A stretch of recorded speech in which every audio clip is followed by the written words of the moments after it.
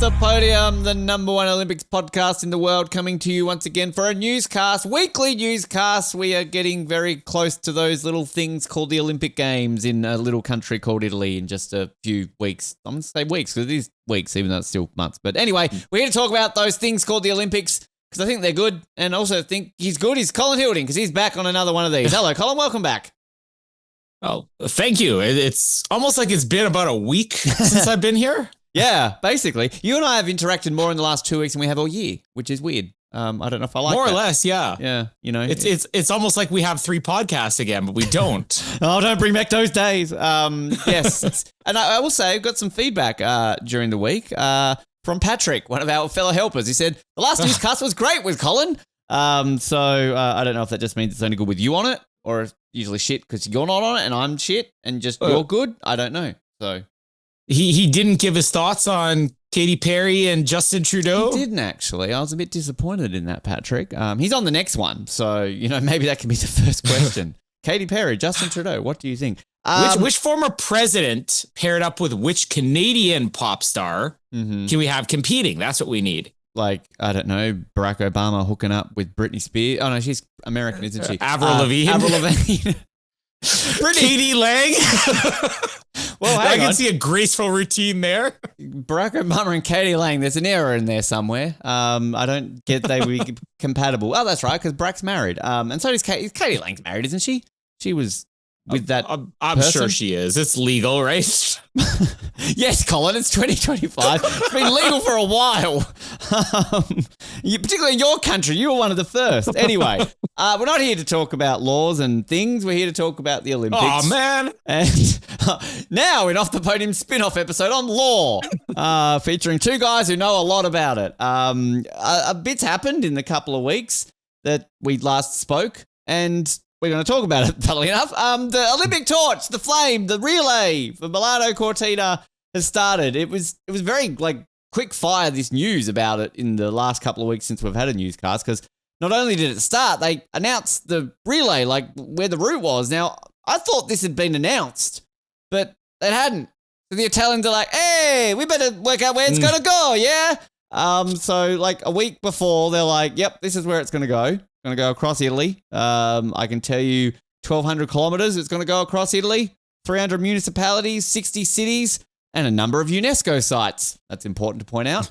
And 110 Italian provinces, all 110. I didn't even know there were Italian provinces, let alone 110 of them. So there you go. Did you know that? Can you believe if you're in social studies class in Italy having to name all 110 provinces? It's weird when it comes to countries and provinces and states because, everyone knows the United States. I'm Australian. I assume a lot of people know we've got states and territories. You've obviously got provinces and territories. But there are some countries where I just don't even assume have these things called states, provinces, territories, whatever. So today I learned that Italy has 100. How do they have 110? Australia and Canada are 20,000 times bigger than Italy, and we've got barely any. So it covers approximately 6 square blocks each province. Yeah, this is why we don't talk about law and politics and geography, because we just get our minds blown as we're learning it. Anyway, so that's the route. But then it started during the week in ancient Olympia, where it sort of started. It actually started in the rehearsal because it was raining in Greece. So they're like, we're not going to be able to light a flame from the sun. So you know that one we did in rehearsal? Let's use that one instead. Apparently it's the first time since 1968, the Grenoble Winter Games, that rain had stopped the lighting of a torch ceremony. So anyway, but the flame was lit in the traditional method, and it was handed to a Greek rower by the name of Petros Gadatis, a bronze medalist from Paris, because usually the Greek connection, usually some sort of Greek athlete, handles it first and then hands it off to the first torchbearer of the host country, which this time around, and this is kind of poignant to something we did fairly recently, Colin, on this show, Stefania Belmondo, 2-time Olympic cross-country skiing champion. If her name sounds familiar, she lit the cauldron at the Turin 2006 Olympics. So I love this kind of synergy that the Italians did, where the last person to hold an Olympic flame on Italian soil is the first, not on Italian soil, she's obviously on Greek soil, but still the poignancy there. And then handed it to the great Armin Zogler, the luge legend who, if you listened to our episode last week talking to Alex Falazzo, he's a man who I predicted could be lighting the cauldron in the San Siro. So maybe he could be doing it. But anyway, it started, Colin. It's always exciting. This really signifies that the Olympics are close, right? The flame has been lit and the torch relay has begun. Yeah, and they got, about another week or so until they get to Italy? Is that right? Yeah, they usually sort of, go around Greece a little bit. The Greeks like to remind everyone that they started the Olympics, so why not? Yep. They have about 150 provinces in Greece, so they got a lot of ground to cover.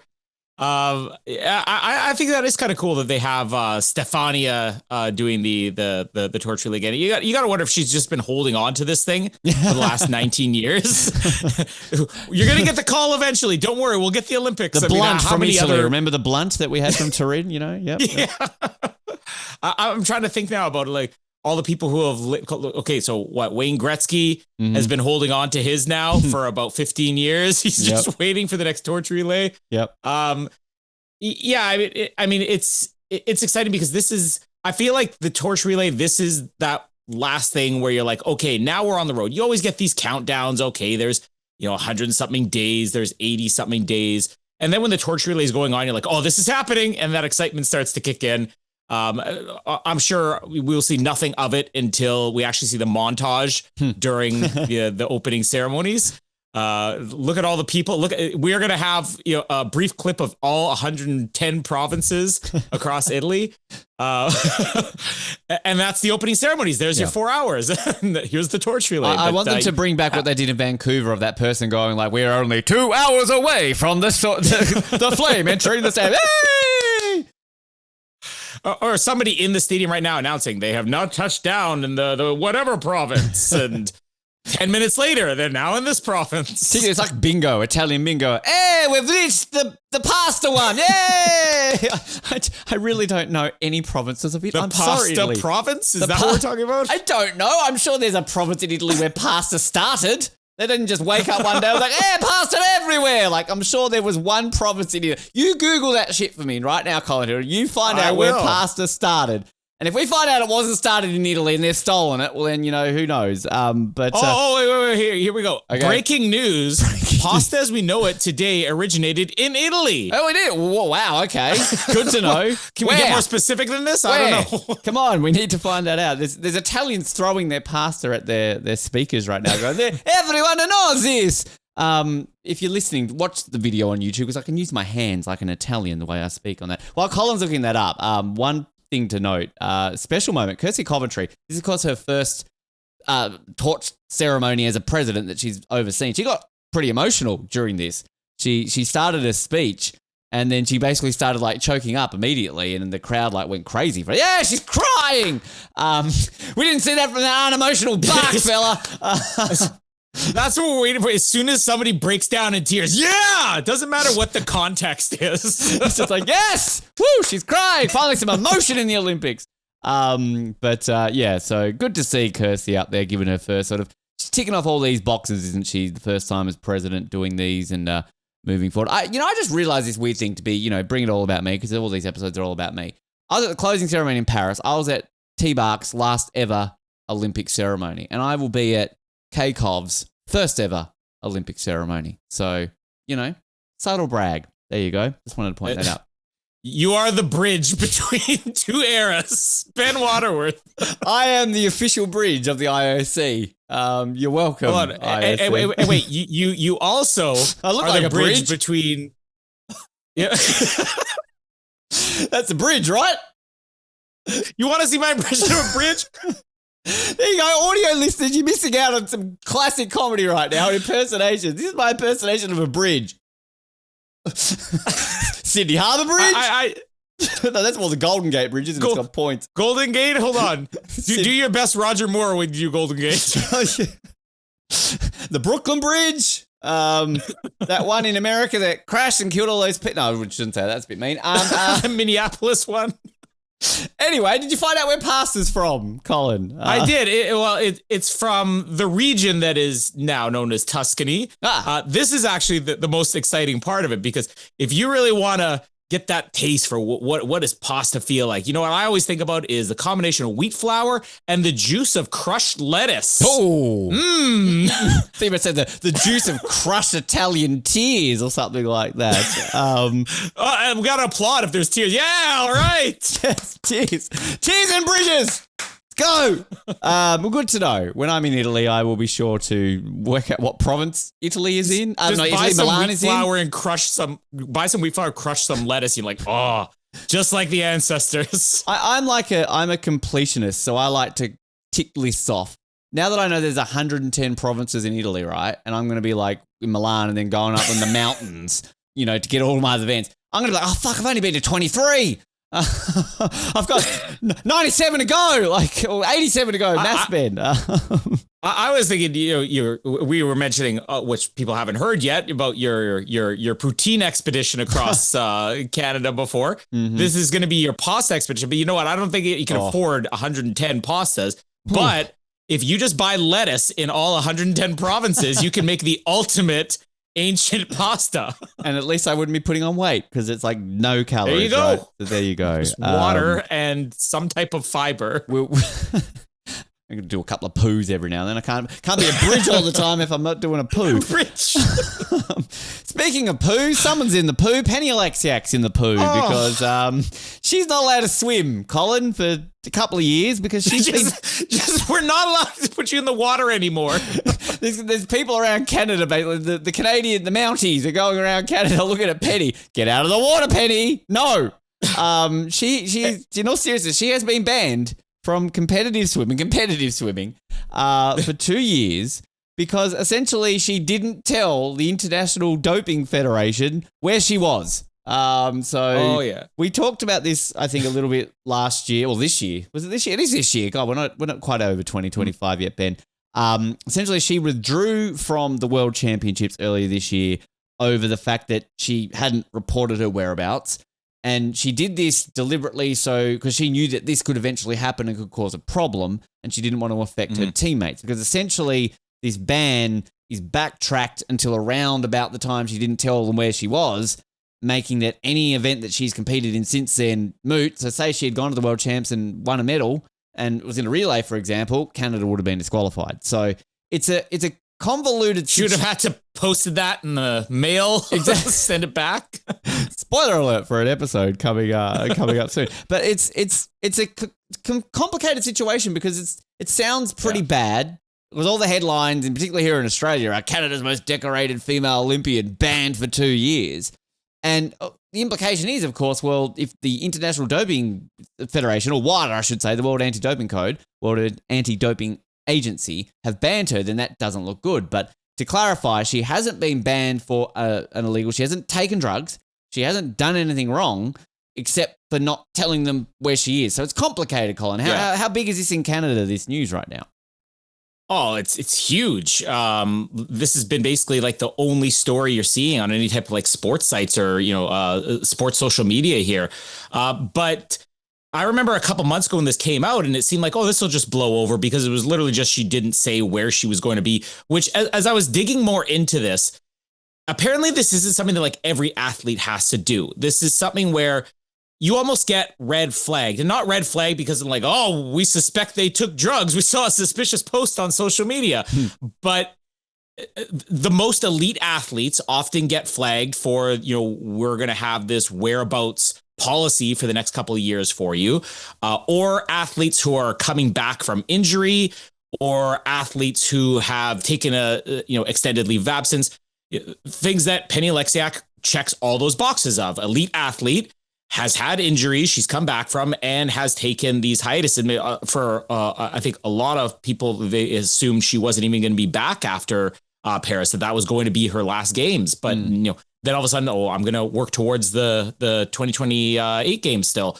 But when you do get this, you basically have to submit your whereabouts essentially for all time, for the entire year. We need to know where you're going to be on. Today is, time record is November 28th. We need to know where you're going to be on February the 3rd.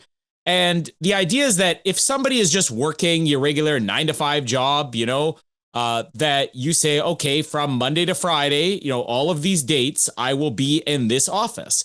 And I don't think it's something where they literally just show up and they say, knock on your door. All right, pee in the cup, But it's more something along the lines of like, oh, we need to know where you're going to be in case we say, all right, we're going to do a test today or tomorrow or something like that. And it literally just seems to come down to the fact that there were a couple of times where she didn't report her whereabouts. Now, we both follow Penny on social media.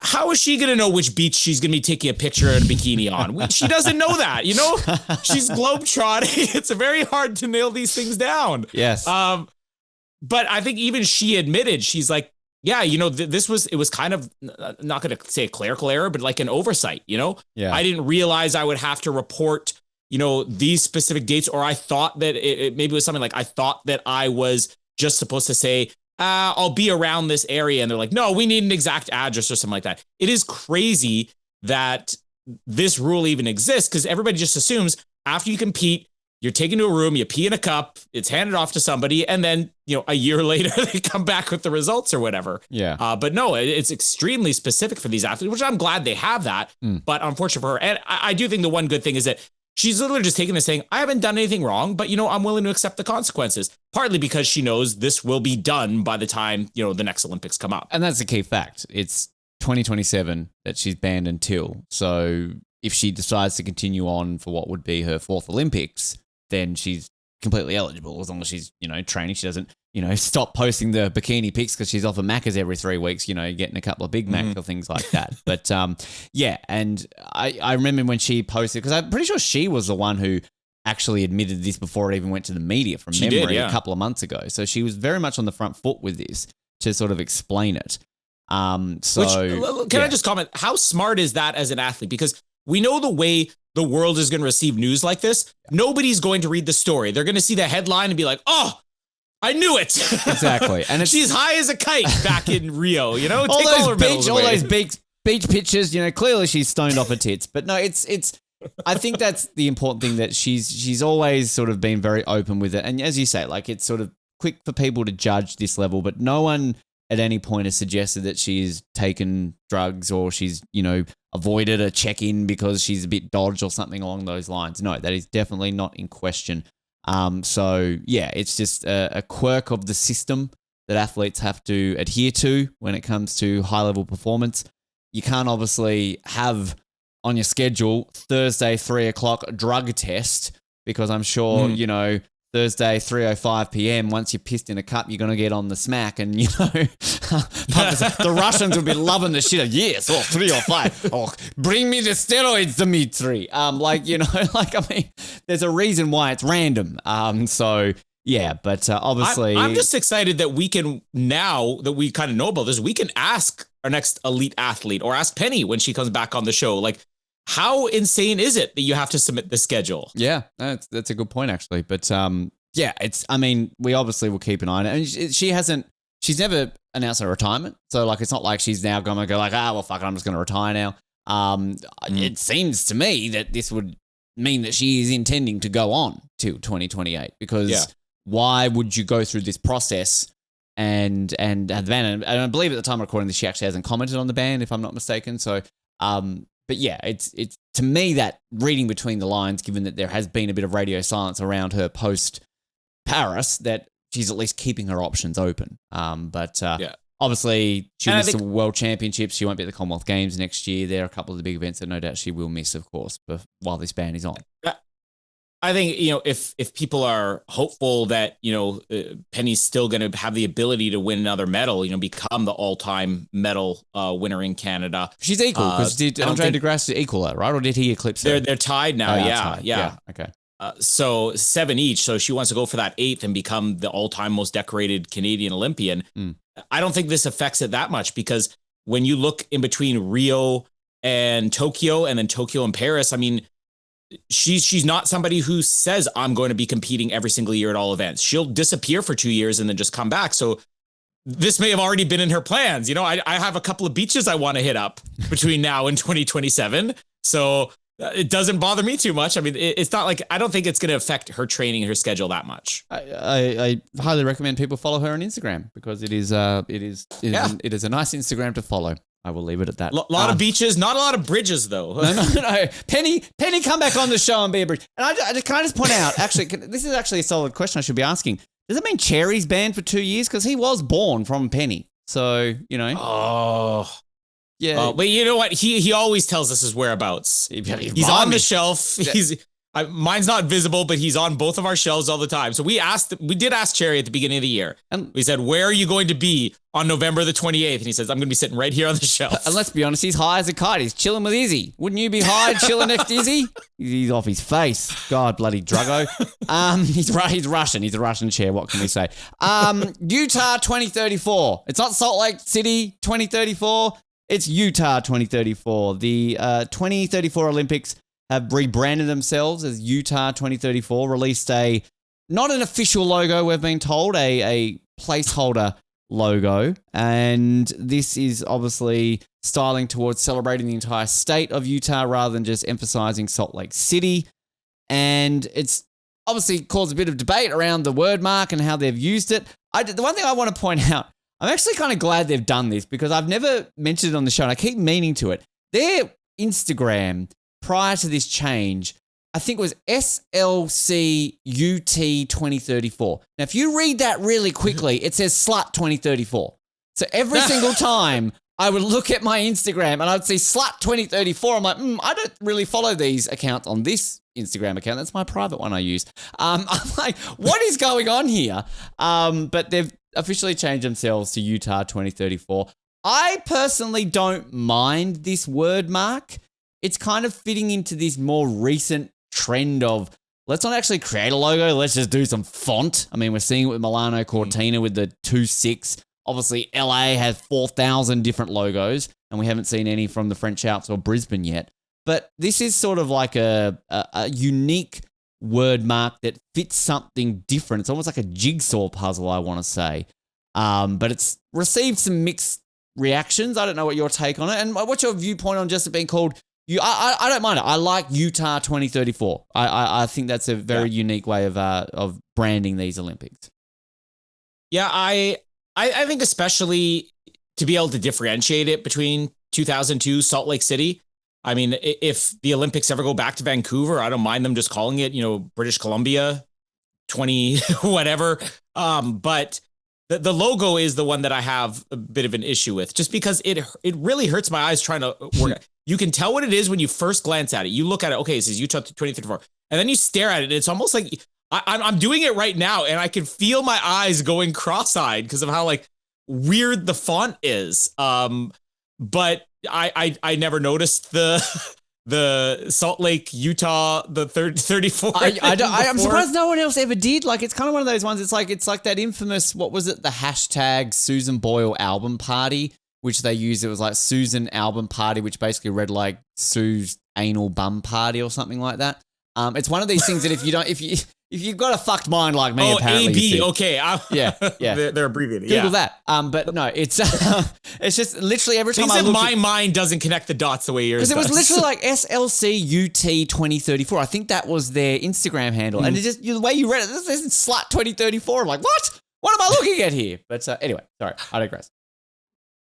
Yeah, but when we saw all those designs earlier this week, the one that I really liked was just the UT, the abbreviated, the UT 34. I'm like, that one looks really good. It's just having to read the Utah. I also don't get this idea of this is a temporary logo. Yeah. Because they're selling merchandise for it. That's what really bothers me. Like, there are people out there. And I mean, I don't know, maybe for collectors, this does become like the Revenge of the Jedi poster where it's worth so much more money because they changed the name at the last minute and they changed the logo. Yeah, I mean, just before I get to that, I should have mentioned that the design is inspired by the landforms of the American West and by athletes in action. The word mark will be integrated in the transitional games logo, which will be replaced with an official games brand after LA 28, because apparently it's actually IOC statute that you can't release a logo what is it, like 4 or 5 years or something before an Olympics? I didn't even realize that was a thing, but apparently that is hence why maybe we haven't got a Brisbane one. But it's a valid point you make. Like, why? I mean, they would have paid a graphic design agency to come up with this, so they've spent probably, let's be honest, millions of dollars on this rebrand, and for what, 5 years, 4 years? And I mean, yeah, it's kind of one of those things that it's what's the point? But I like it on the level that what I really hate right now about Brisbane 2032 is we've got that fucking ugly, like, just wording that just says, like, Brisbane City, and it's just got, like, a picture of the rings in a line. Like, that's horrible. Like, at least, use, like, at least back when you used to have, like, bids and you would have these big bid, like, books and everything, they would release a bid logo, right? So there's a Vancouver 2010 bid logo, if you've seen it. The Sydney 2000 bid logo is famous. I've looked up buying a T-shirt of the bid logo, and they're very expensive on eBay. So, maybe that's the reason why, because we don't have, like, the bid logo to work off. And I wish Brisbane would do something so I don't keep seeing that hideous logo that they've got right now. So, yeah, it's unique. It's interesting. Don't get your hopes up this is going to be the actual logo. But it does really fit into this just, I guess, I don't know anything about modern graphic design, Colin, but I mean, LA 28 logo, Milan, even the FIFA, if you've not seen the Men's World Cup logo for next year for USA, Canada, Mexico, it is the ugliest fucking logo for an event I have seen in my entire life. It is lazy and terrible, and I hate it with a passion. So at least this is a little bit different and unique, but it's just, again, fancy letters. So anyway. The other question I have on just for you is them branding this just as Utah. I mean, is the reason solely because they want to differentiate it, or because they're like, oh, because other locations, yeah, I kind of get that, like Milano Cortina, right? But most of the locations that are outside of Salt Lake City are existing ones that they used during the Salt Lake City Olympics. It's like, what is it? Deer Valley, Park City. I think it's also these are the existing sites. Yeah, but I also think that they are actually a bit further away from Salt Lake than people give them credit for. So it's kind of like, I guess, like Whistler, I know that is a little bit further away from Vancouver. But so I think it's more of them celebrating the fact that, because it's not as spread as Milan, like what you're trying to say. Of course it's not. But I think it's just more of them celebrating because, like, obviously about America. I mean, I feel it's a similar thing in Canada. You celebrate your states, provinces. Italy doesn't with their 110. So you hold them to a much more level of pride, if that makes sense, particularly in America. So, I mean, we see that, I guess, with their actual sporting teams. They've only got 2 professional teams in the 4 major leagues. But both the Jazz and the Mammoth are called the Utah Jazz, the Utah Mammoth, not the Salt Lake City Jazz or the Salt Lake City Mammoth. So I think it's also a very Utah thing. They want to incorporate the entire state rather than just a city. I don't know if you have that in Manitoba, where it's kind of like your Winnipeg first, Manitoba. As somebody from Tasmania, I get it because, like, yeah, I'm from Hobart, but I say I'm more Tasmanian than a Hobartian, if that makes sense. So we're more state pride versus city pride. So I feel Utah's a state like that.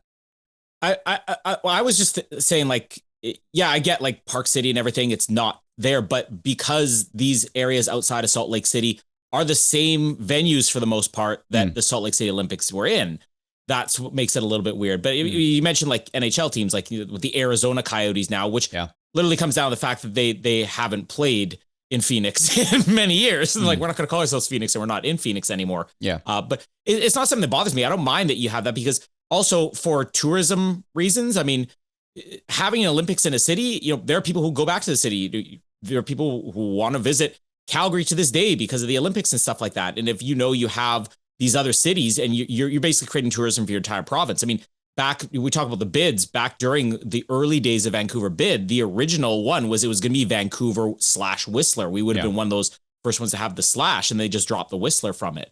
But it's short. It's to the point. Utah. It's not Salt Lake City. And then also, if you get a lot of these people who are like, we're in America again, even though if you look at it, based on the math, they have not been in America nearly as much now as they were in the decades prior. Yeah. You still don't feel like you're just revisiting the same places. We're having these Olympics now where the big concern is you're just going back to the same cities over and over again. Nobody gets new opportunities. The dumber people are going to be like, they're going to Utah. Oh, I haven't had a Winter Olympics there since Salt Lake City, so it's nice to have someplace new. It actually makes me wonder if this might give Brisbane a bit of a rethink of a branding, because if you look at how spread out the venues are there, it should be called Queensland 2032 because, I mean, you've got them in the far north of the state, which is further away than Cortina would be from Milan. I don't think they will, but it could possibly give them a bit of a rethink and maybe rebrand it Queensland 2032. But, I like the sound of Queensland better. Yeah. I'm not saying there's anything wrong, but also Queenslanders do too. Will not. They'll tell you about it. You also won't have everybody from outside of Australia Brisbane. Basically butcher Brisbane, exactly, right? So we already have this whole confusion of, is it Turin, is it Torino? So we don't need a Brisbane. So let's just call it Queensland. Let's just say it now. Can we come up with the logo for Queensland? I mean, it would be give them the idea. A queen. I don't know, in a land. Just Freddie Mercury. It's Freddie Mercury doing that iconic pose, right? Like that's Queen land because he's in the band Queen.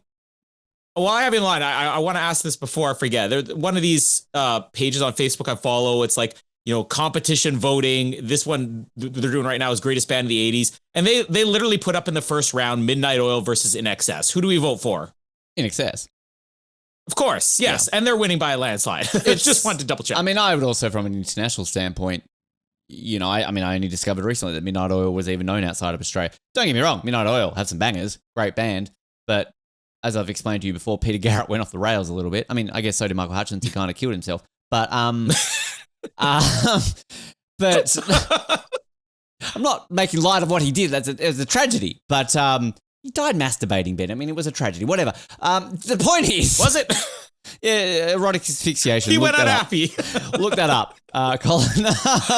But... No, In Excess will be my answer. Sorry, I'm getting sidetracked. There we go. Rest in peace, Michael Hutchence. It's been like nearly 30 years. Anyway, not Olympic related, but we still touch a little bit on the Commonwealth Games. The 2030 Commonwealth Games have officially been confirmed as being in India, in Ahmedabad. I can never pronounce the name of it. Now, this is in the city that has a larger stadium. Well, actually not in the world, because I still think the North Korean stadium is technically still the biggest. But like 120, 130 seat, thousand seat. That's the word, Ben. Cricket stadium, massive. And it has been confirmed, and they're hoping to bring back sort of, obviously we're seeing a shortened Commonwealth Games next year with less sports, and we all know the crap that happened with that, but they're hoping to bring back the team sports and everything that we saw. Now, I know we talked about this recently on the show in regards to memories of Delhi from 2010 and everything along those lines. I mean, you follow the Commonwealth Games, you're Canadian. I mean, happy to see it in India again. And do you remember the 2010 Delhi Commonwealth Games at all? Briefly. I don't think I was watching a lot of TV at that point, so I didn't get to catch as much of it. But every time you get a city getting the Commonwealth Games or, on the side of the world, the Pan Am Games, that they're like, we're hoping for the Olympics at some point in the future. Yeah. So it's been disappointing that India hasn't gotten it. And every single Olympics we have, we're always talking about, the summer ones especially, that is, we're always talking about, when is India really going to make that breakthrough? We're pulling for India. I mean, it's probably the number one country outside of Canada that I want to see succeed, even though it's like, it's not really going to happen outside of, their specialty sports. But the fact that we're going to be having two, within our lifetime, within our adult lifetime, I think that looks more positive for them doing Olympics. And there's no way that they're going to be doing this unless they are looking for, we want to do the Olympics. Yeah. What I'm waiting for that big push that we're going to start to see, over the next couple of years, to be able to medal more in these sports, to be able to be, one of the big leaders, to find these new specialty sports for India.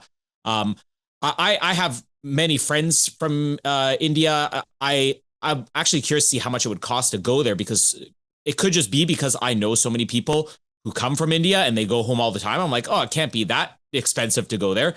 It would be great to be able to attend something like this, if the Olympics ever go there, or even the Commonwealth Games. Yeah.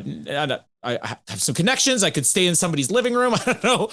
But it would be great to see something outside of cricket, and maybe some, shooting sports or whatever. Well, they're talking about bringing archery back, because they're quite partial to archery. I was reading an article on that, and I love the 2010 Commonwealth Games. I know a lot of people sort of have sour memories of them with corruption and everything that sort of happened with that, but it was going on what we were talking about before about Olympics in new places. I mean, it was fresh. It was new. I mean, I'm sick of the Commonwealth Games being held in fucking Australia, England, and now Scotland. I mean, I won't shit on the Scots. We love them in Scotland. But Australia and England, I'm sick of them being hosted in Australia and England. To me, we've lost. And I know the Commonwealth Games aren't quite what they used to be, and they're obviously had a few struggles in the last few years. But I'm hoping that this can spark something, because 2034 is really being targeted as a New Zealand or Canada Games, and New Zealand and Canada need a Commonwealth Games, because by 2034, that will be 40 years since Canada hosted it, 44 years since New Zealand hosted it. like it's got to go back to one of your countries. Like you're leading Commonwealth nations that should be hosting these events. But it will be the 100th anniversary. Which is so cheap. Yeah, well, bloody Canadians. But I mean, it's sort of disappointing in a way. I would say the disappointment to me about 2030 not being in Canada is that when I was living in Victoria and I was working for who I was working for, I was doing stories on Hamilton's bid for 2030 because that's the 100th anniversary of Hamilton hosting the very first Commonwealth Games, then known as the Empire Games, of course. So it's kind of a bit disappointing that it's kind of like the Atlanta scenario, isn't it? That Atlanta stole Athens' 100th anniversary. So anyway, but yeah, to touch on what you said, this obviously is seen as a bit of a dress rehearsal for India's bids for the Olympics moving forward, similar to how the Gold Coast, 2018 was very much a dress rehearsal for the southeast region of Queensland hosting it. So yeah, we'll see how it goes. Are there dates for it? I don't think they've got the official date yet. And Commonwealth Games are a lot more, they're not strict, as in like now Olympics are generally always July, August.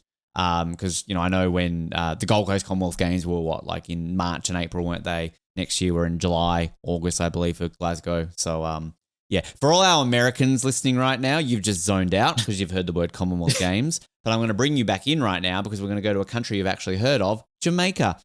They're in the Commonwealth Games, by the way, Jamaica, America. You should look that up.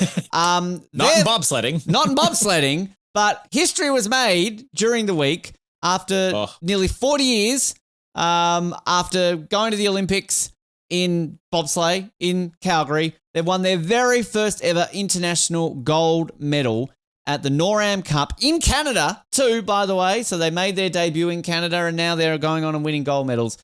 They won the 4-man NORAM Cup with a team consisting of Shane Pitter, Andrea Duckrays, Junior Harris, Junior Bevel, we have another Junior Harris, and Taekwondo Tracy. They beat Canada to win it. Taekwondo?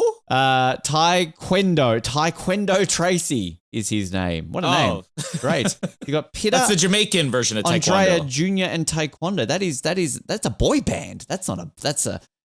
I should be screaming their names out with, come at me, Junior. Sorry, Colin, go ahead.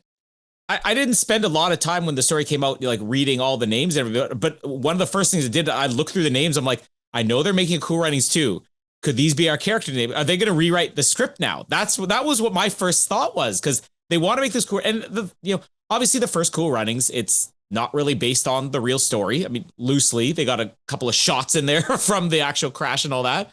But when they said they're doing a Cool Runnings 2, I'm like, it's just going to be like an original story, but is that really that different? Now they've got a real story. Yeah. And this has to actually culminate in, I want Cool Runnings 2 to take place in Milan, and I don't even care if the Jamaican bobsled team doesn't do anything there. If they literally just sleep in that day and they miss their runs, I still want this to be about, we won the event in Canada, we all of a sudden were taken seriously, and then we went on and we won the Olympics. That's how it should end. I'm wondering now, again, just trying to put two and two together here because I can't find anything official here. But of course, Devon Harris, former guest on this show, one of the 4 original members of the Jamaican bobsled team, Junior Harris. I wonder if there's a relation there.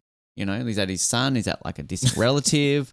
I don't know. But anyway. Or maybe he's a love child of Junior and the real Junior Bevel. I need to watch Cool Runnings again. It's been too long. You know what? I don't know if you found this. I'm trying to find it right now. But is this a fluke, or have they been in contention leading up to this? I think they've been doing okay. From what I remember looking up recently, and I remember that interview. I mean, that interview with Devon admittedly was, 7-8 years ago, but he talked about that. And I believe a couple of their women's teams had been doing okay on the world stage as well. So I don't feel this is a fluke. I feel this is something that has just been building. So yeah, and obviously we should reiterate it's a NORAM, and I'm not trying to disparage a win in the NORAM. NORAM's still a pretty solid event to win. It's not obviously like the World Cup, so this isn't, don't take this with they're going to win a gold at the Olympics next year. This is sort of the second tier competition, but it's still a pretty bloody good event. We've talked to many athletes on the show, won many NORAM events that have gone on to greater success, and it's kind of like that lead in. It's like, playing in Junior B, Junior A hockey, it's helping you get to the NHL, isn't it? So, not to disparage the win, but just to clarify there that this isn't quite the World Cup, but obviously they've got to start somewhere to win, and they're doing it. So, and they beat fucking Canada, so they're doing all right. Sorry, Canada, but you know? And I was thinking the same thing you were. Like, this is that stepping stone. And I mean, how many athletes have we had on where they'll say, you know, I wasn't really getting my footing, but then when I got that first win, all of a sudden everything clicked. So I can't imagine how big of a story this is. It's huge over here. You know, before the Penny story broke, this is what CBC's headlines were all about. This is what everybody was talking about. In Jamaica, we know how much pride they take, like, in their summer sports.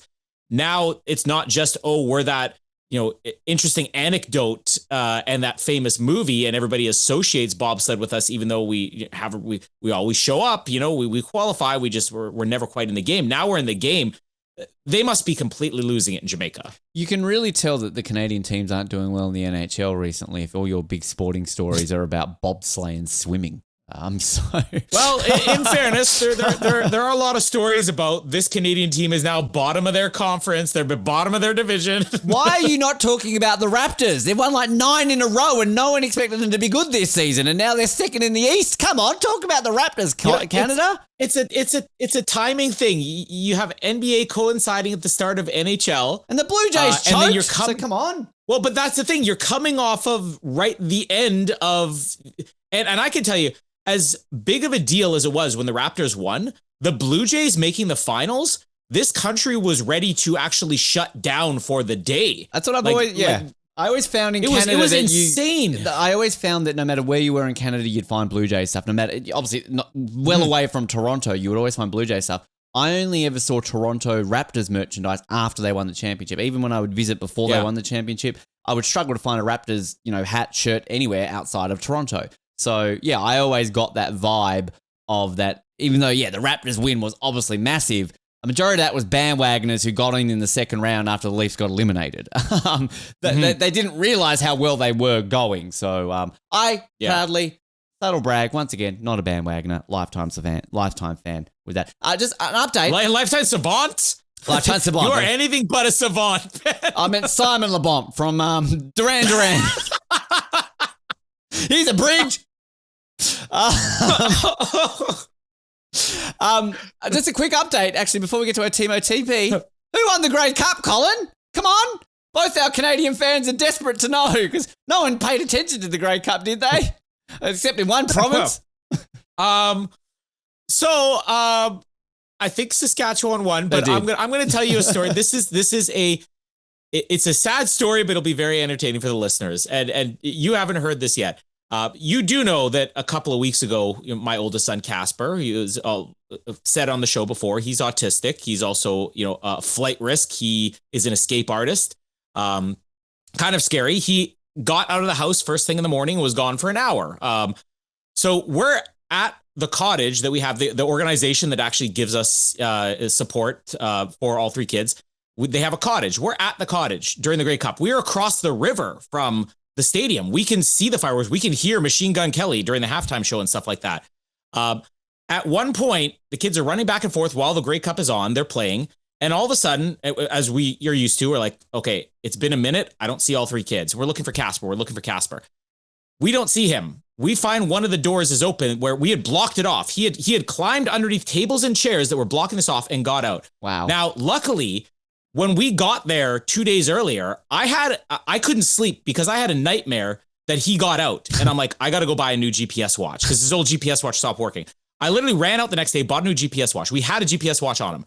Didn't realize that you have to turn on the feature to update this minute to minute. So we're basically several blocks behind him for like 45 minutes, have the police on the phone. Wow. They're saying, okay, where's the location now? Eventually, after about 35, 40 minutes, he's found. We get back. We're always very careful. Like, we don't want him to think like this is a good thing. We're walking in as the halftime show ends and fireworks are going off. And Casper literally looks at this across the river and he starts applauding, yay, hooray, Casper's home. And I'm like, the fireworks aren't for you. The fireworks aren't for you. We were very on edge. We didn't really watch the second half of the game, but I'm pretty sure Saskatchewan won. Somebody can correct me. Well, I thought you were about to literally say that Casper got out and scored the winning touchdown for Saskatchewan. He could have with the speed he was running.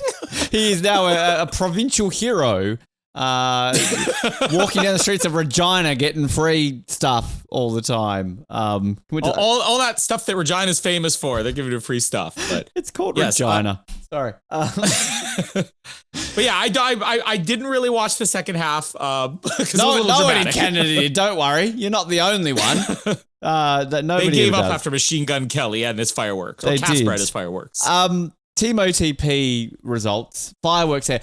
You know, you want to talk about bad timing when it comes to newscasts, right? We, on our last newscast, the day we recorded, talked about Dean and Tali doing well recently, you know, getting their button-up jackets and parking cars while, you know, winning medals and winning goats. Literally the day that we recorded, I was editing the episode and the news broke that they had made it to the #1 in the world for mixed doubles curling. So if people were like listening or watching, they're going like, oh God, you're behind the news. You didn't, talk about that. It's because it was the day after we recorded. So breaking news, like 2 weeks later, Dean and Tali are officially the #1 team in the world in mixed doubles curling. Isn't that like, it's incredible to think that an Australian pair or Australian in any form of curling are #1 in the world in curling. And they are.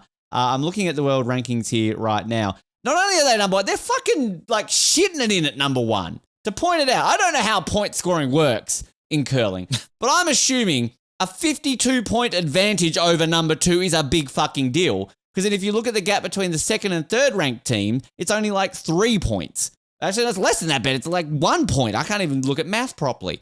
So Dean and Tali are #1 in the world, ahead of a Japanese pair, Koana and Aoki, Norwegian pair, Siskelion and Nedgrotten, Estonia, 4th, Umerica, a 5th.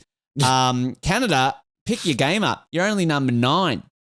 Then you're 11, Who 12, 13, and 12 and 13. Adams and Robichaud, do we know them from New Brunswick? No. No. But I think that like that's part of the thing, and I'm not diminishing Dean and Tali at all, but when you get closer to the Olympics, what happens is the qualification ultimately will come down to, for some of the bigger countries, some of the countries where curling is literally everything, like Canada, which teams didn't qualify for the Olympics and what pairs, duos can you put together?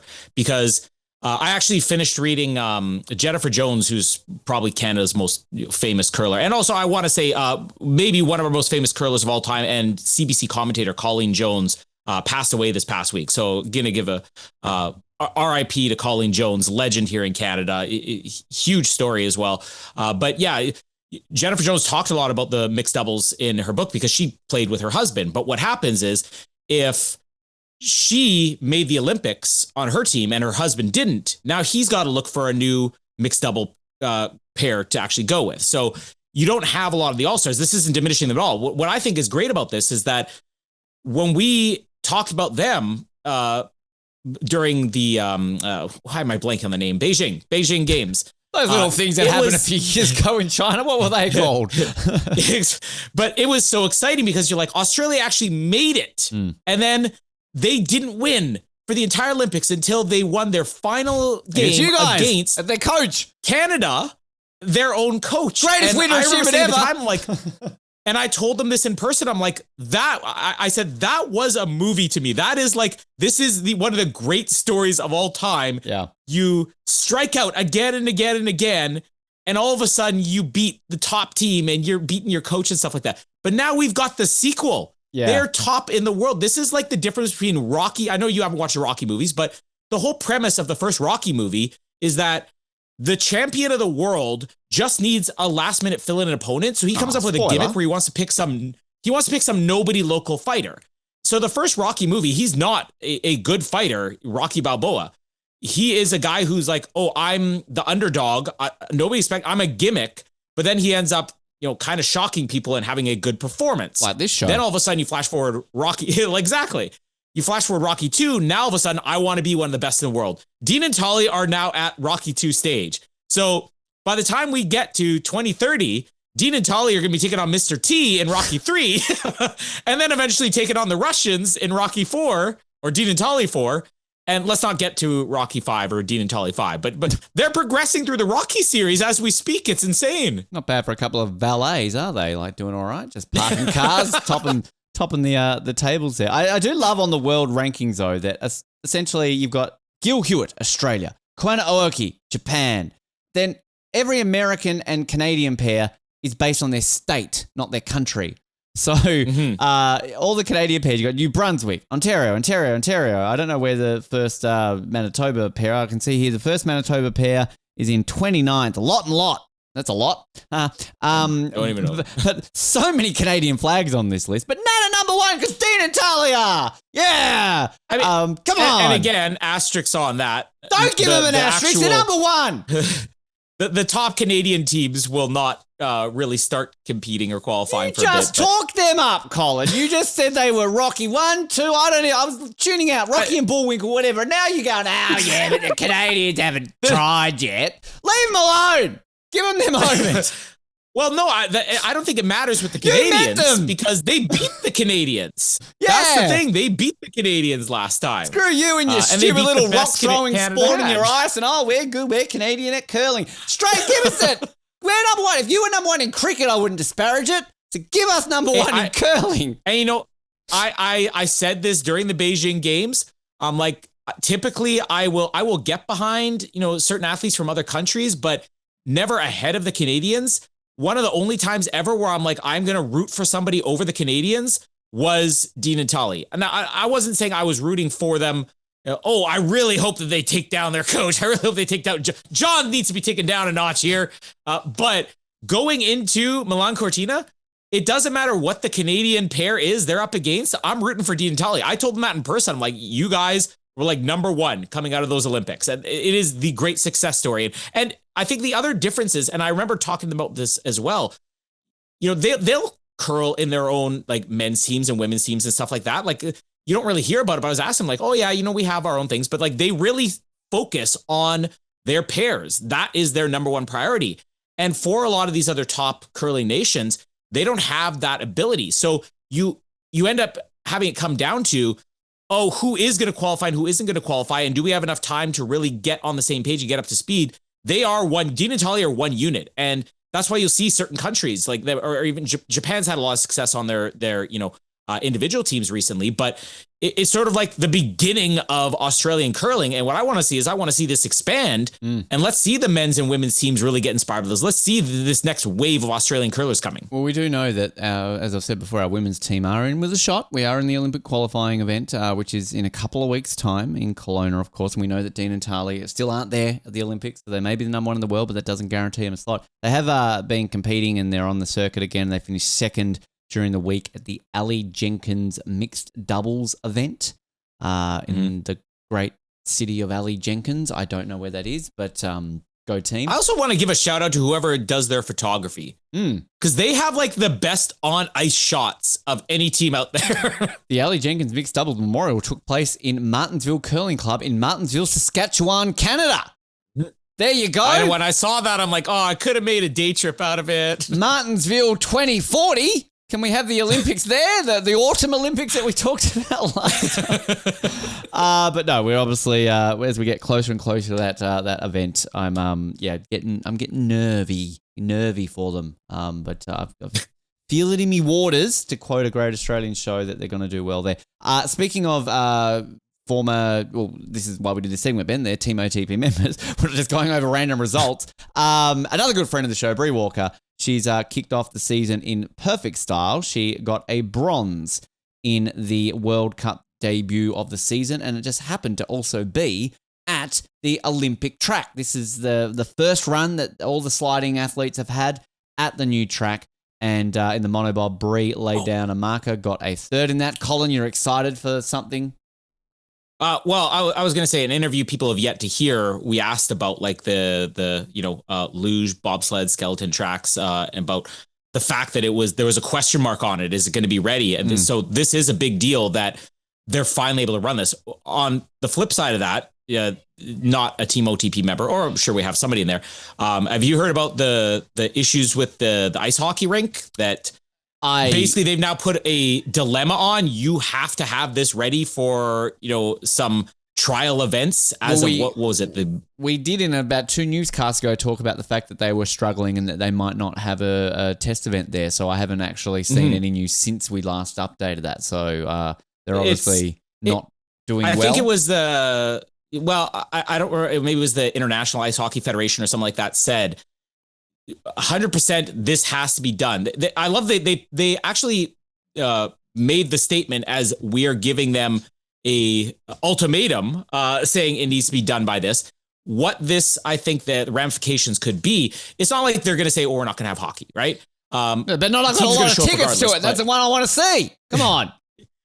What I'm not saying it's going to happen or won't happen, but I think there is a possibility that by them saying this, if you don't have this ready for some test events by this date, I can't remember what the date was, if it was like the beginning of January, I think it might have been, or it might even been sooner, like the end of December. I wouldn't be surprised if you had the NHL simply say, we're not sending our players there. You know, we don't know if this ice is ready for anything. And how crushing would that be? I mean, we are coming down the wire, and I do have faith that they'll have this ready, but I also have seen where the NHL's like, you know what? We have a reason to pull out. We're pulling out, you know? I mean, and players have a lot of say in that too. I've always I know we're sort of beyond the point of no return compared to what I think we were with COVID 4 years ago, but I feel that I'm not going to believe that they're at the Olympics until I see Sidney Crosby out there on the ice. Because I don't know, I've always had a bit of a weird feeling that something might go belly up with it. That's interesting. But no, the bobsled skeleton luge track is definitely working. I know you interviewed a guest who the episode hasn't aired yet. Obviously, she would have talked about it. I did an episode this week with a guest who was at that World Cup last week. She did very well at that World Cup, and you'll hear that in about a month or so. And she talked about the track, apparently very technical. People are loving it. It's people are giving it the thumbs up. So, but Brie, obviously third in the monobob. She also competed in the 2-woman alongside another Team OTP member, Chiara Rodriguez. They finished 18th in that, and Sarah Blizzard was 23rd.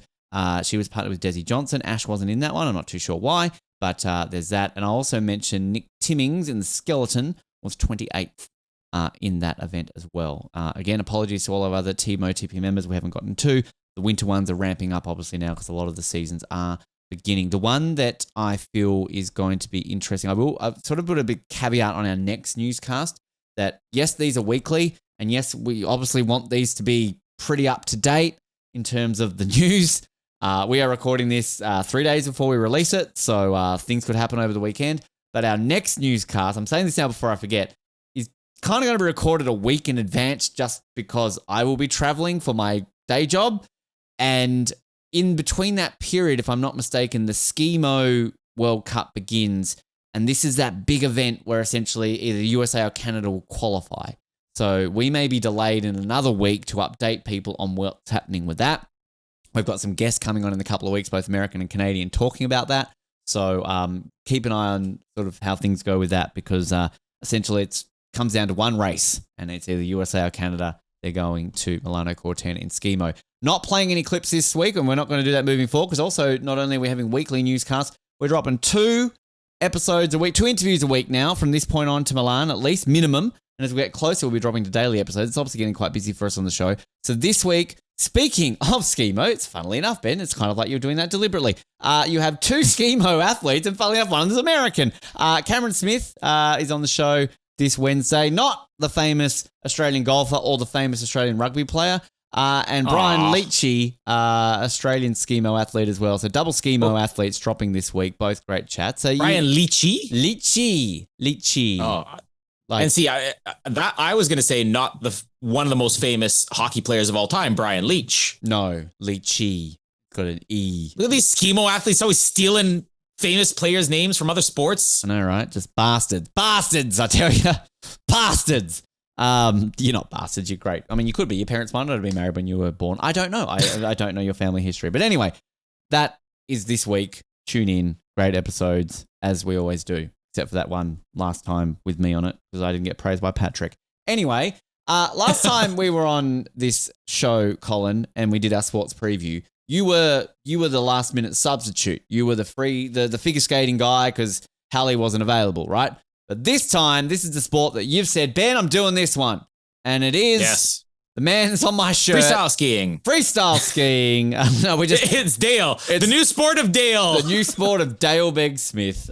This is your baby, Colin. I mean, moguls is your baby, but it belongs to freestyle skiing. So the question I always ask, I mean, what got you into it? Why freestyle skiing? Tell me about it, because this is also not only your baby, it's Canada's baby too.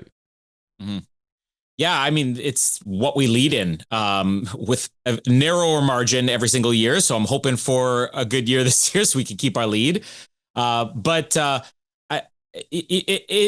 I think, a newer sport, because what made its debut in Lillehammer, although it had the trials before that. Did it actually debut in Albertville? Was still demonstration? No, there was a demonstration in Calgary, and we had our first actual medals in Albertville. So yeah. Okay. Roundabout. I mean, 2 years prior, you know, it still counts. Really, the first Winter Olympics I actually watched was Lillehammer, which was making its debut. I mean, and I think it got a lot of extra TV coverage just because it was new. But Jean-Luc Brixard went on to win the gold medal in moguls. And I mean, watching that, for the first time in 1994, that's why I got into moguls in the first place. And then as you start adding things over time, aerials and recent years ski cross and half pipe, I'm always more indifferent.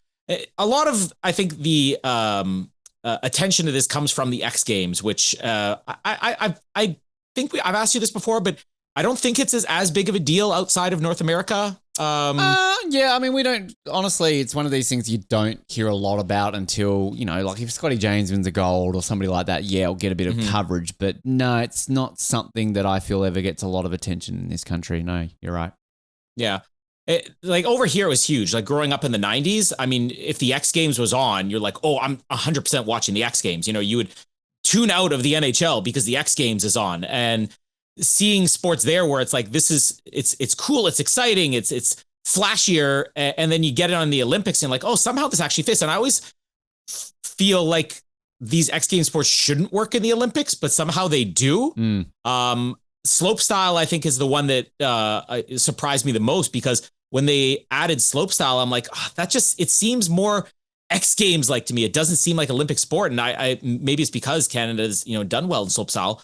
I really love slopestyle as well, but now we're adding big air. I think it's quickly growing. It kind of hit that period for a couple Olympics where it's like, oh, we're just going to have aerials, we're just going to have moguls and then half pipe. And now all of a sudden this has become the thing where freestyle skiing is going to add new sports every couple of Olympic cycles. Yeah, it's just so Eileen Gu can win more gold, right? That's just basically what they're doing. I'm with you on everything there. I think I always associated this with that sport in the 90s that Australia might win and we never did. And then we eventually started winning stuff in because aerials was a big deal in this country. And we celebrated a lot in the 90s, but sadly, sort of our World Cup success never translated into Olympic medals into the 2000s. But yeah, I always thought of this as the aerial sport. I mean, to be fair, I don't think I knew what moguls was until this man actually did something with it in 2006. So it was all aerials. So to me, that was it. But yeah, I don't mind these additions of sports because, the Winter Olympics obviously have the space for it. But to me, it sort of just correlates with snowboarding, kind of what you've got in freestyle skiing, with the exception you don't have a snowboard moguls or an aerials, but you basically have everything else in snowboard, right? So it's kind of just like, this is just the ski version. And then what snowboard has like a parallel slalom, course where obviously they don't do that in freestyle skiing. So, it's kind of, I think it's just, to me, it's almost like freestyle skiing is almost like the snowboard. This is the ski version of the snowboard events, if that makes sense. Mm-hmm. Yeah, I think it's going to get to that point where you need to stop grouping these things together. And I've been saying even during the Summer Olympics, like, to me, athletics is not a sport. Athletics is way too Jamie. wide. Jamie just tuned out. He's never talking to you again. No, I should phrase it better, but yeah, Jamie and I have talked about this even, and he completely agrees. I'm like, you can't just say, athletics, right? It's like, there are so many different track and field is technically disciplines. A more better term for it.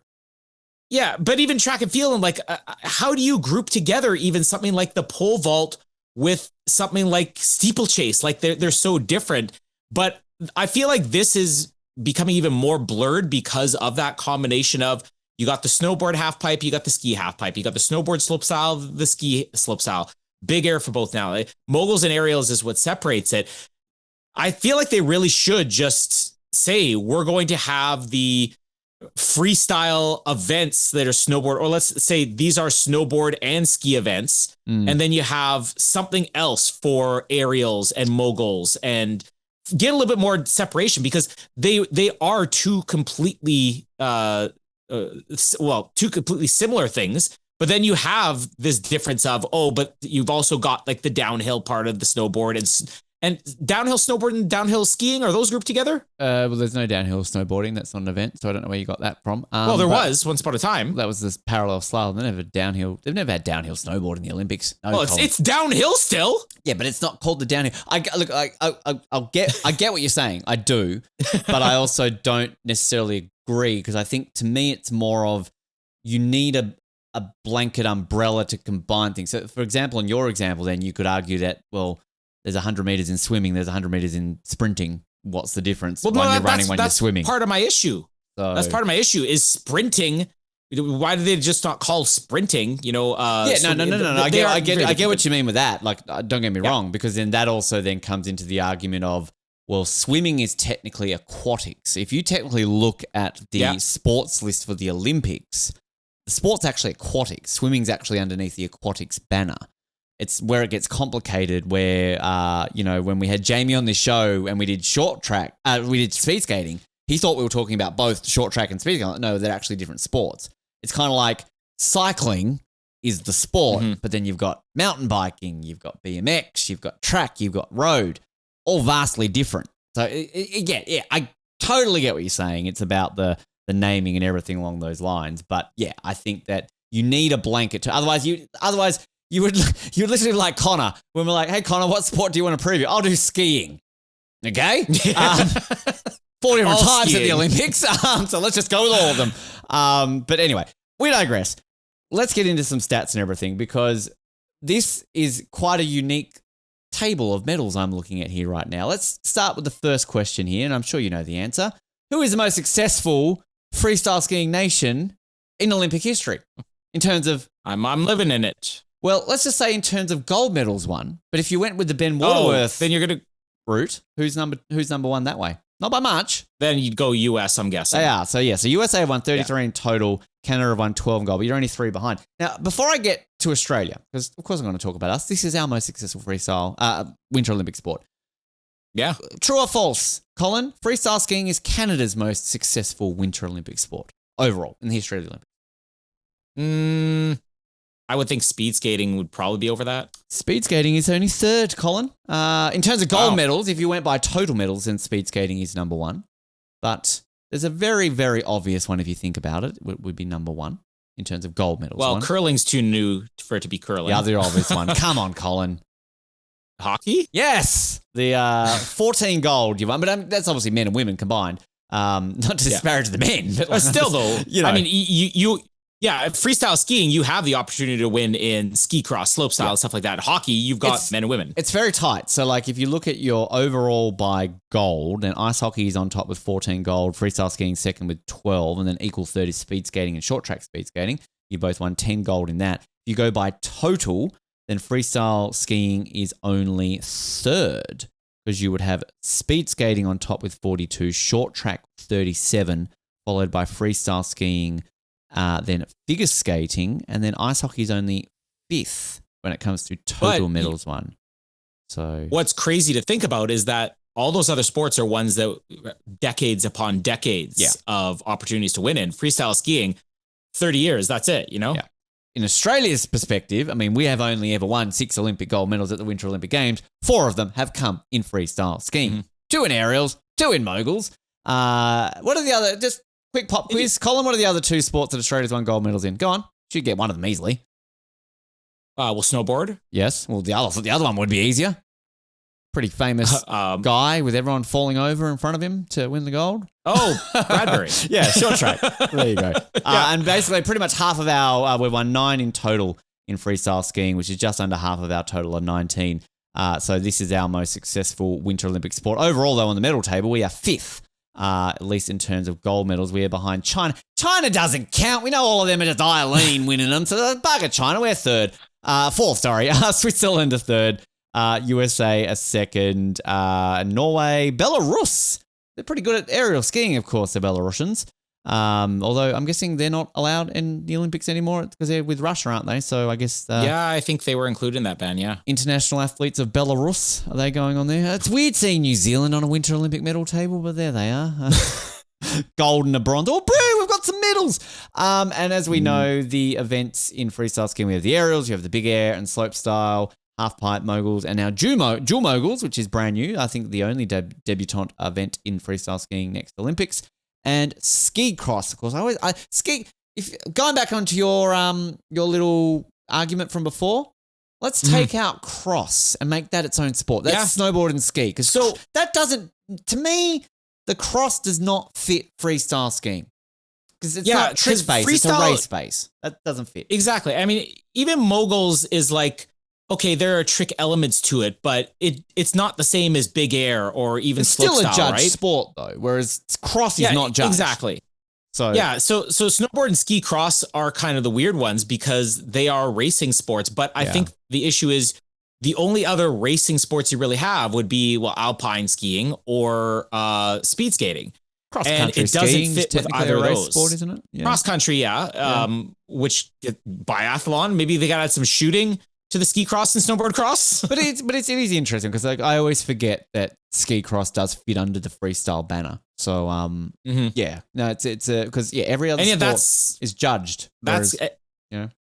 Yeah, like I don't really look at ski cross as being freestyle skiing, and yet it's probably the one that I follow the closest and the one that Canada has the most success in outside of moguls. Well, let's talk moguls. I mean, we're going to go through these quickly, some of the rankings and everything going into this. But I mean, this is your baby. This is your precious little sport. This is a question without notice. Of your 12 gold in freestyle, how many of them are moguls? Would the majority of them be moguls? One for Jean-Luc Brassard, 2 for Alex Bilodeau, 1 for Kingsbury, 1 for Justine Defreux-Lapointe, 1 for Jennifer Heil. So half of them. Yeah. Okay. So what will your others be in aerials? You used to win aerials. No, you've never won a gold in aerials. We've established that. Ski cross, I guarantee there's a couple in ski cross here. I can find that while we do. Talk to me about moguls and I'll find this for you just so you can get your moguls out of the way. Well, you're opening up. Don't have all the time, Colin. I said under 90 minutes. We've only got 19 minutes left. I've been talking too much. So come on, chop. We're, I think, this weekend or next weekend, I think, is the start of the mogul season. Although there's already been a couple of events, I think at least one, maybe 2, that are going to be canceled already just due to the what do you call it, the host cities having to pull out. Not even like you're used to these weather things hitting. Oh, okay, we've had to cancel the mogul events here in Almaty or something like that. But one of them, I think, I can't remember which one had to cancel. They're already looking at alternate options, but we could have fewer actual test events going into the Olympics than we have, potentially even 2 fewer. But it's not the start of the season yet. I mean, going off of last season, I think that the preview of what we could have in the men's and women's moguls could be almost exactly the same as what we had last time. Jakar is kind of out, but even off the last season, it sort of looked like it's going to be Kingsbury and Japan's Kumurishima, and women, it's going to be Jalen Koff and Perrine Lafont again. So the last couple Olympics have sort of been like the same front runners, and maybe you'll get somebody sneaky in there. You were correct. 6 of your 12 gold have come in moguls. Well done. You got all of them correct. Brady Lehman in ski cross in Pyeongchang. One of the other golds. Thompson. Yeah. If I'm scrolling down the list here, Cassie Sharp in the half pipe in 2018. Marielle Thompson in 2014. Also on either side of that in the women's ski cross, you had Ashley McIver in Vancouver and Kelsey Serwa in the ski cross in Pyeongchang. And Dara Howe won the inaugural slope style in 2014. The all-time leader. Here's a trivia question for you. You're not going to get this, but who is the all-time leading medalist in freestyle skiing? Men's actually there's 2. So there's a man and a woman have both won a gold, 2 gold and 1 silver. And if you think about somebody we talk about a fucking lot in this show, you'll know the female one for sure. Esther? Eileen Gu. Do not put Esther Ledecker in the same sentence as Eileen Gu. Come on. I'm thinking in my head who we talked about a lot. I'm like, it's Esther, and I wouldn't doubt if she competed in something freestyle and we just forgot about it. We know she's capable.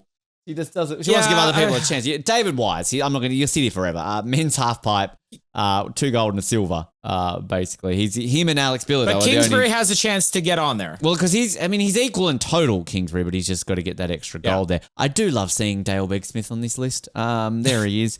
But yeah, from the Australian perspective, obviously we come into this with a gold medalist. We broke our gold medalist drought from Vancouver through to Beijing, and of course Jakara, who is, I believe, back. She's looking at her social. She's out there on the slopes again, so I'm guessing she's back from injury. So I haven't seen anything else other than that. And obviously, ultimately, with the dual moguls adding to that as well. So seeing how that will play out. The thing that I'm going to be curious to see with Jakara is how she shifts in the dual moguls, because she's one of those athletes that very much specializes in moguls and then never really that great in dual moguls.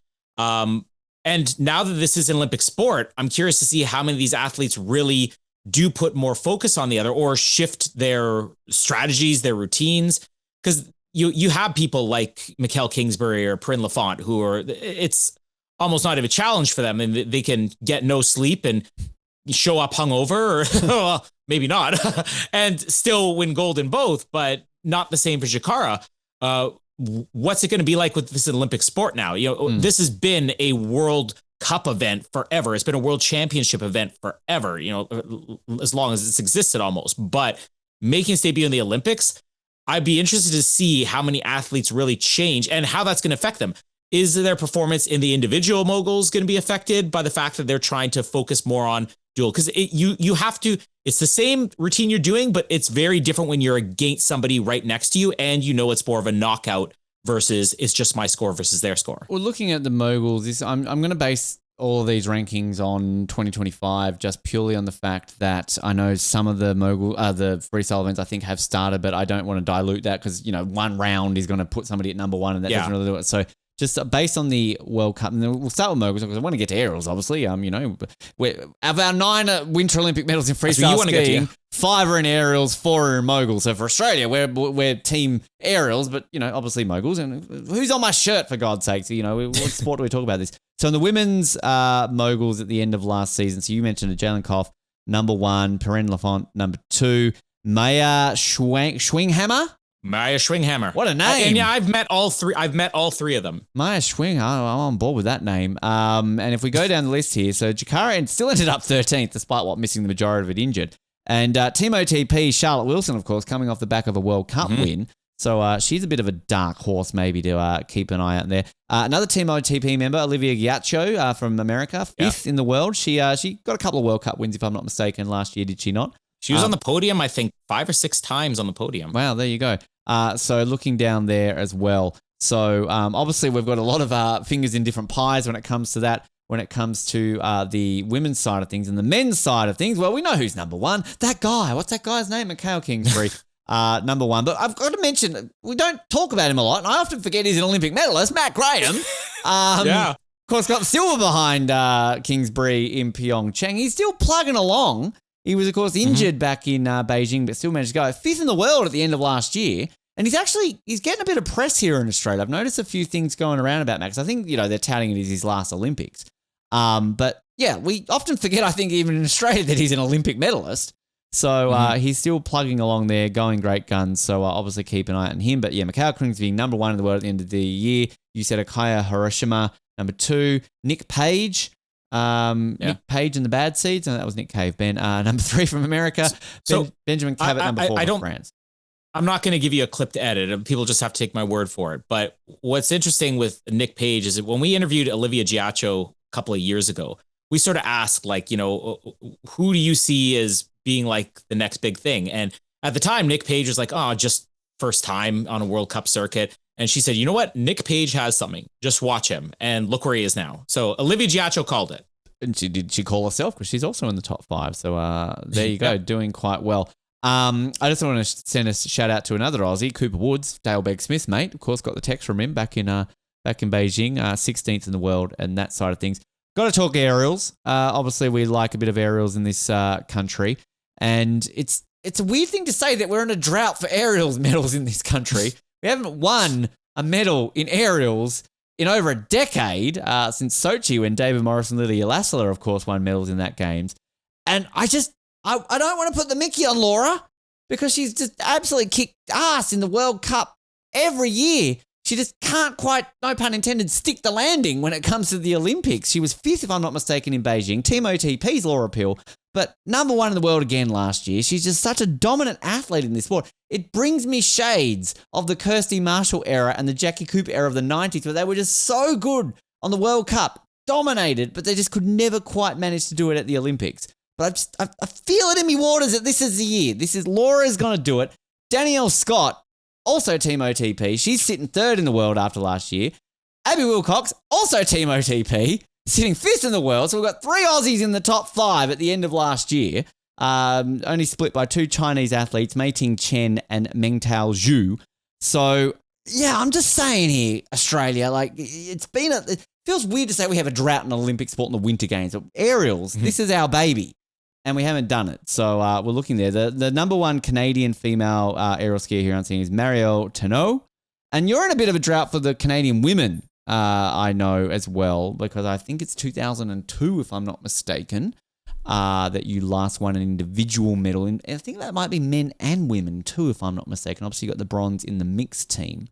It shouldn't be a surprise that like aerials is the one of these sports that gets the least amount of coverage here in Canada, kind of for that reason. But it's the flip. Like, I remember, like, as a kid in the late 90s, early 2000s, when this sport became a thing for me, you guys were the guys to beat. Like, it was Canada. Yeah. Canada was the nation to beat. So it surprises me that that's dropped off. The men's side of things, it's all about China and Switzerland. 3 of the top 5 men's aerial skiers at the end of last season were Chinese athletes. Jianpu Ji, No Roth is Swiss, sorry. Jindy Wang and Zhao Yushon, sorry for my pronunciations there, and Christopher Lillis, who you will hear on this show in the coming weeks. So he's technically a Team OTP member without being one officially right now. But for America, gold medalist from those games in Beijing, part of the mixed team there. He's currently 5th in the world. Team OTP's Lewis Irving, 12th for Canada, 1 spot behind Alexander Duchesne, who's Canada's highest ranked male, number 11 there. So no talking of aerials at all in your great country? Not at all? No, very Don't know who little. Lewis is? Oh, this is... No. that feels mean. I don't like that. The dual moguls, I didn't go over the world rankings in those quickly at the end of last season. So Kingsbury, number 1 in the world in the dual moguls. Matt Graham, 4th in those ones. I just point that out. Let's go over those quickly. In the women in the dual moguls, Jalen Koff, number 1. You touched on her, of course, as well. Australia's leading one there, Charlotte. She is in 14th at those. And the aerials team, which I don't know how they rank this because it's a weird ranking, and I'm not going to go over that because that looks complicated. So anyway, moving forward, let's talk about some of the other events we haven't really spoken about. The ski cross. Now, I feel this is something that, from an Australian perspective, I want to keep, and not just because she's a Team OTP member, but Josie Baff had a couple of World Cup wins recently and has done all right in the ski cross. So she's obviously a Youth Olympics gold medalist, as we know, and obviously been on this show a couple of times. But keep an eye out for Josie Baff. And for some reason, the ski cross World Cup rankings are showing me moguls athletes. So I can't even give you a proper rankings list here of this. So I'm going to skip that. Do you have any ski cross athletes that have been talked about in Canada at all, Colin, just while I'm on this page? Yeah, well, Reese Howden, we already mentioned his name. He's I don't want to say front runner, but he's definitely one of the front runners to medal for the men. And Marielle Thompson, we already mentioned her as well. You know, she's got a medal and she's still in contention to get another one. I think that was the only one. We almost always medal in both snowboard and ski cross. In fact, I think we do always medal in at least one or the other of those. But ski cross is definitely the one that we have more success in. But yeah, Reese Howden is definitely one of the big names just for the Winter Olympics as a whole that is getting a lot of publicity over here. Half pipe. So not a lot of. We've actually. Sorry, I'll correct myself. Just don't take the Australian page, Ben. There is a Canadian on quite high up. Brendan McKay, third overall in the 2025 World Cup for Canada, behind two Americans, Alex Ferreira and Nick Gopa. I do not like seeing New Zealand flags, and plenty of them on this list, because I'm seeing here Finlay Melville Eves, fourth for New Zealand, Luke Harold, seventh, and Ben Harrington, 12th. I do not even see a single Australian flag on this list, which makes me very concerned. So, yes, anyway, we'll ignore the half pipe in the men's. In the women's, who are we going to see here? I wonder who we're going to see here. She's only third! Eileen Gu, pick your game up! What's going on? Only third overall, behind another Chinese athlete, Fenghu Li, and Zoe Atkin. We know that name. She bronze, silver? She got a medal, I think, in Beijing off the top of my head, did she not, in the half pipe? Something, yeah. Yeah, a few Canadians here, Cassie Sharp, Rachel Karka, Amy Fraser, and Dillian Glennie, I should say, on that list. If we go over the slope style in the women, where is she? 15th, Eileen, pick your game up. Tesla Doe, she was a medalist in Beijing. I don't remember that name. She is current leader. Megan Oldham, second for Canada, and Italian representation of Flora Tabanelli in third there. And Kirsty Muir, she was another solid Brit I remember from Beijing as well. Abby Harrigan, Team OTP's Abby Harrigan, she is 11th in the world at the end of last year, beating a Kiwi, Ruby Star Andrews. In your face, New Zealand. There you go. Big air. Just go over a couple of these because we're going long here, Ben. Flora Tabanelli, the Italian, as I mentioned her before, she is leading in the big air. Tesla Do for France in second, and Annie Karava for Finland is in third in that one. More Finns in the freestyle skiing. They're good in the other skiing, aren't they? But you don't often see them in the freestyle skiing. Go the Finns. And in the men's big air, Luca Harrington. What happened to Nico Porteous? Is he just dead? Is he? I don't know. He disappeared. Yeah. Matej Svenca, second. Miro Tabanelli is third in that one for the men. And I'm actually concerned where Nico is. He kind of retired. He's 24. Like, I mean, God, Jesus, win a couple of gold, bro, and you just bugger off, do you? Okay. Maybe Luca took him out. Maybe this is Tanya and Nancy too. Infighting going on in New Zealand freestyle skiing. We need to look into this, apparently. I think I've gone over them, haven't I? Big air, slope style. I've done them all. Anyway, lots going on in that. Freestyle skiing takes place pretty much for the majority of the Olympics as well, by the way, just in terms of the scheduling. So it actually kicks off on day one of competition, and then essentially we have a whole bunch of medals. There's only 2 rest days, and it goes from day 1 right until day 15. And what's the first? The first is a great question, Colin Hilding, and you know the answer I have for you? I don't have the answer for you. It literally just is there's no medals on that first one. Probably moguls generally is pretty early, isn't it? So, it's usually pretty early, yeah. Yeah. I can see quota spots here just quickly. Canada officially has 39 spots confirmed for freestyle skiing. Australia has 13. So there you go. It's not bad for winter. Yeah, US has 30. I mean, that's probably like a quarter of our team, let's be fair. Yeah. I'm not even joking. It will be. And the venue, I haven't even touched on the venue of where freestyle skiing is going to be held at, Ben. Where is freestyle skiing going to be held at, Ben? It is going to be held at Livigno in the Valentino region. Is that a province? Valentino? I don't know. I sadly don't get to see any freestyle skiing. So sorry, Colin, to not be able to. If I see a freestyle skiing t-shirt, if they do like the sports-based t-shirts like they do in Paris, I'll get you a freestyle skiing t-shirt. 100%, yeah. That's the one I'll get you. I know I'm going to get you a t-shirt, so that's obviously the one you would like. Just is Mikhail going to win his second gold? Just going to put it out there. Well, and third gold, maybe win 2. I think he will. Although we kind of joked during Beijing that like, well, he's got a silver, he's got a gold. Maybe his goal is he wants that bronze. I don't know. I'm pretty much calling it now. I think he's going to be one of our flag bearers for the opening ceremonies. If he's not for the opening, he'll be for the closing. But I'm thinking the opening ceremonies, we're going to see him as a flag bearer. Is it? Or he's third? He'll be his 4th. Yeah, I think. Easy. He'll be carrying the flag. Well, yeah, no, 4th Olympics. Yeah. Yeah. And he can medal in 4 Olympics, which is going to be insane to think. He's got 2 shots at it too. Yeah.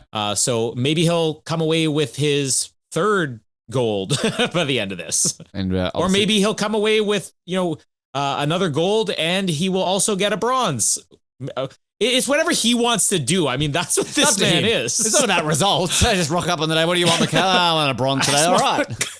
Why not? I want to complete my collection. That's all I want. And I will also say we may have a certain rival of his on the show in the coming weeks, and also we will be celebrating this man on my shirt. If you're listening, you're not knowing this Dale Beck Smith, of course, and this man right here. That's Esther. That's celebrating 20 years of him, a special episode in the lead. Oh wait, we're talking about Kingsbury, and I say this man right here. I love how he's the smallest in all three of those pictures. You got these selfies of you with the deferral point sisters, and there's Mikhail Kingsbury just in the background. The reasoning for that actually is that the deferral point sisters, I literally took that myself on my phone. Whereas the Kingsbury one, there was another guy there who was he brought a frame to have Kingsbury sign that he intended to put the picture in. And this guy basically said, if you take a picture with me with him, I'll take a picture with you with him. So the guy took the picture of me, and when I got it printed, I'm like, I probably should have zoomed in on that. I keep meaning to zoom in. You can still do that on Photoshop, just to let you know. Just in case you could do it at Walmart when you print it out, but the guy's thumb is actually in the top corner of the picture too. Who is this guy? He's a terrible photographer.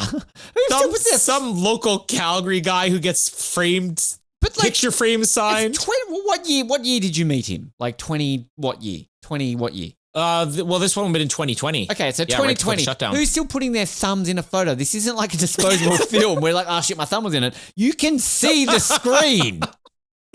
Jesus. I will admit, because I'm generally a loner and I go to these things and often I'm hey, can you take a photo for me? Often you will, and it's generally people of a certain age, generally older than you and I combined, who are usually, they take one. I'm like, dude, just press the button 30 times. You're not going to run out of film.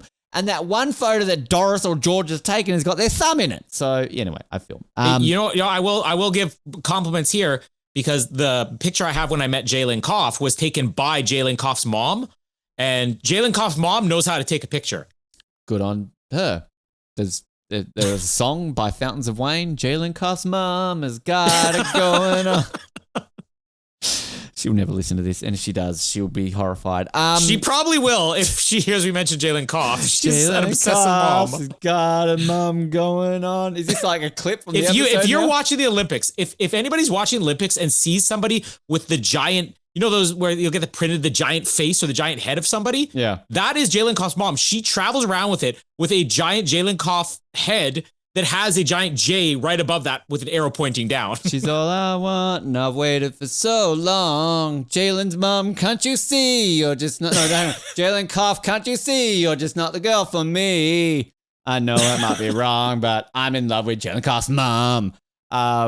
You know what? We're gonna get Jalen Koff's mom. Jalen Koff's mom used to be a mogul skier. She competed in the X Games. We could get her on the show. I guarantee we could email her right now and get her on. I'm releasing this as a clip, and I'm tagging Jalen Koff in right now.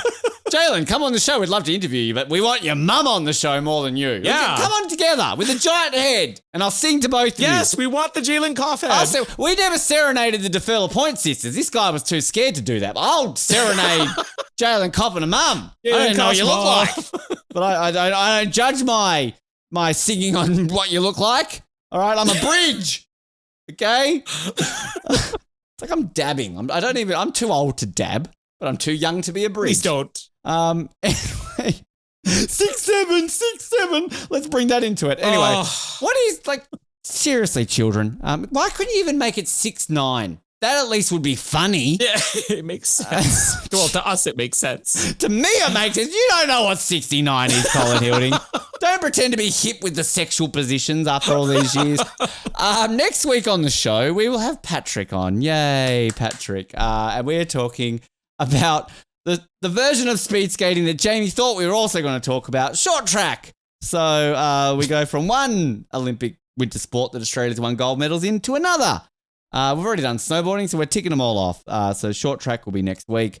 And of course, when I say next week, we are literally recording that the day we are releasing this episode. So by all means, in the next week, if Milano Cortina have been stripped of the Olympics and they're going to Denver, there's a reason why we haven't broken that news on a week. But great episodes dropping this week, as I said, with Cam and Brian. Colin, any exciting things happening for you in Olympic world this week besides the mogul starting or just watching them? That'll be it. As long as it actually happens. As long as it actually happens. I'm scared because you've shared a file in this. Am I looking at this before? It's Jalen Koff's mom. Whoa, hello. She's... That reaction was a little bit too aggressive, Ben. She's a very attractive person. There you go. She's she would make an incredible. I'm telling you, I talked to her like more than I talked to any of the mogul skiers. She is like huge personality. Sorry. You talk to her. You sound like it's a regular occurrence. You just rock up to your local seriously. mogul, Mrs. Koff, how you doing? It's good to see you literally, again. when the event's over, I literally talked to her all the way to the from you have to climb the hills and everything all the way to the entrance. Like she is like a mile a minute. You know, I just want to backtrack. Side chat. I need to go. I need to work in like 20 minutes. But like random tangent, but this comes back to what we're about to say. I went to an event during the week here related to Formula One, my day job. Now, you don't know who I'm about to mention. Oscar Piastri, Australia's Formula One driver, in with a shot of winning the world championship. Oscar Pistorius? No, not quite that famous. But his mum and family are like becoming celebrities here in Australia, just based on their social media and everything. So his mum, who I've met and talked to before, lovely lady, and sister were at this event. Now, there are genuine drivers of lower categories and people connected to Formula, but everybody just wants to meet Oscar Piastri's mum and sister. And I said hello to her again briefly because, again, I sort of, I spoke to her before. But it just goes to show that we live in a great world where mums are more famous sometimes than the athletes. So There you go. Jalen Koff's mum coming soon to Fountains of Wayne's second album. Whatever happened to Fountains of Wayne? Are they still around? The guy died, actually, I think. Shit. Oh, sorry. Guess Fountain ran out of water. Don't know. He waned. His life waned. No, anyway, move on, Ben. Just do the bridge, Ben. Do the bridge. Thank you for listening, Colin. Thank you for tuning in. Tuning in. You're on the episode. You're welcome. I'm a regular listener, long-time listener, first-time caller. If you've enjoyed this episode, my name has been Jalen Koff's mum, and if you haven't, I've been a bridge. Good night.